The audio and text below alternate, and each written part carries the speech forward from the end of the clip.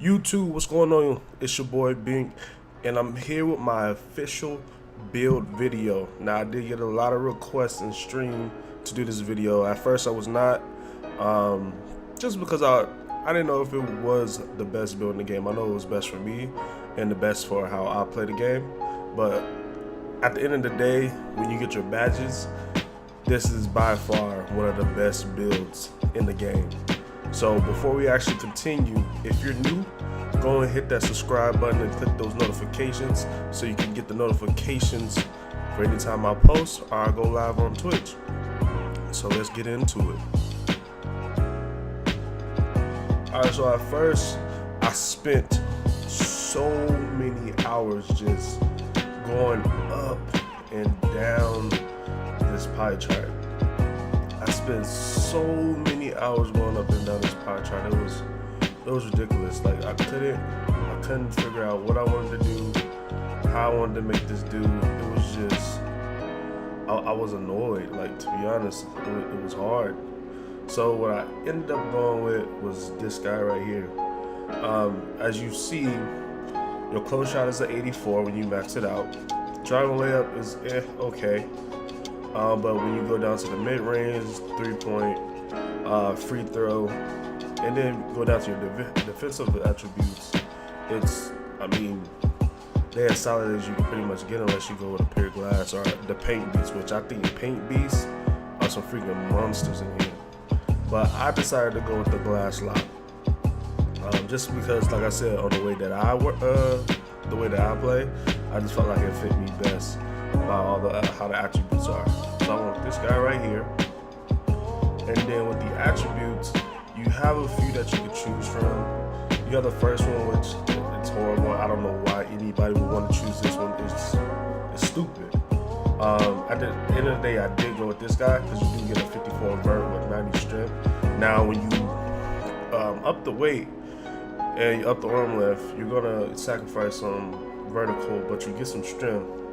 As you see, I could have went with this guy, but I didn't want to be more speedy because when you really play the game, you can't really tell the difference between a 7-foot, 260-pound versus the 7'3", 290-pounder that I got. You can't tell the difference in speed like people were saying. I dominate in part. I dominate in pro-am. Doesn't matter if it doesn't matter. This dude dominates.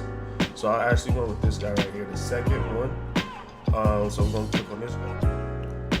Alright, so getting into the attributes, this is exactly how I started my build off. I went all the way down to the defensive attributes, and I maxed most of them out because I'm a paint protector. My main position is to guard the paint, get rebounds, and score when the guards can't score. So what I did was I definitely maxed out the rebounding, the blocks, the interior D, because that's going to be key going against paint beasts. Like I said, paint beasts are some freaking monsters. If you don't create this build, create a paint beast. The paint beast is one of the top ones. They're monsters. And if you know somebody that know how to do their badges right, it's over. So yeah, I went down to the defensive attributes, did all this stuff right here. I didn't really do anything in playmaking because with this build, I don't expect to do post moves a lot. Ball handling is so low, I can easily upgrade that while I grind. Pass accuracy, only time you're gonna see me doing some passes is if I'm throwing it down on a fast break or if I'm throwing it back to one of my teammates. Definitely did max out all my shooting attributes just because you never know. You definitely playing pro-am, you want to max this guy out. It's a 78, but with boost, it's over 80. Same thing, 75, 79, about. I'm not 100% sure. But I did max out my standing dunk because when you get those offensive rebounds, you want to be able to put it back up if you can't kick it out. Same thing with the close shot. Close shot, within 5 to 15 feet, you should be able to make a shot using these attributes. So that's why I actually went with this style when I first created this build. And now we're gonna head on to the next part. I left my dude built. Now Burley, after playing with it, this is probably, I mean, probably the #1 body type for a lot of people. You either go to burly, or you go solid, or don't go slight. If you're gonna do slight, you trying to make KD, and he ain't gonna last in the paint. Do not do slight. Go solid, go burly, go built. Not compact, but yeah. So I ended up going with solid with this guy, and I mean, he's a beast. With the height, a lot of people said you should not go over 7'1" in the park, but I've tried it. 7'3s are not slower. I haven't. I mean, somebody can tell me if I'm wrong, but 7'3s are not slower in park compared to a 7 foot or a 7'1". So me personally, if it is, I don't see the difference, or my IQ is just that high. I don't see a difference.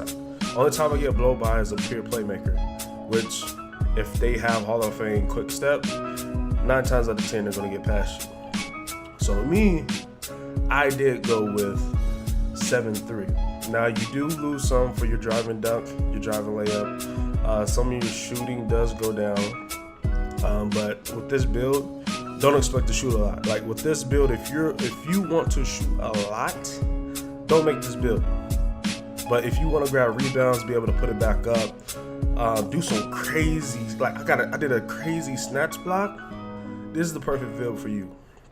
So I went 7'3", and I went all the way to 290. Don't go, I'm telling y'all, don't go lower. Don't think you need to go 265 to be fast. Like I said, if I'm tripping, then count me out on it. But I do not see a difference between my 7'3" 290 and like a 7 foot 265 or 270 person. And then you can look, I get a +7 in my interior D. And then I add boost. Bro, I'm godly in the paint. The paint ain't sweet. It's my paint. You heard? But yeah, 290, and then we're gonna leave it at that. With the wingspan, I messed around with it. Like I went all the way. You don't really lose too much. I mean, with the shooting you do. So what I went with was just 92, 92.2. I don't want to lose anything. Those are still some pretty long arms. I know some people go shorter because they want to shoot more. But like I said, this year, I didn't want to focus on shooting. I wanted to focus on something my team is going to need in the park or in the Pro-Am. That's why I went with this guy. So I did 92, boom. Don't do anything. If you want to mess around with it and you feel like you want to shoot with this build, then you want to go shorter arms. If you want to feel like you want to just like snag some more, then you could possibly go longer arms, but you're going to take a hit in your shooting. So I went with 92.2. And then you have the choice between glass cleaner or rim protector. Me personally, excuse me, since I'm already 7'3", I was thinking, okay, I'm already going to be able to snag, and my rebound rates are high. I don't need this badge.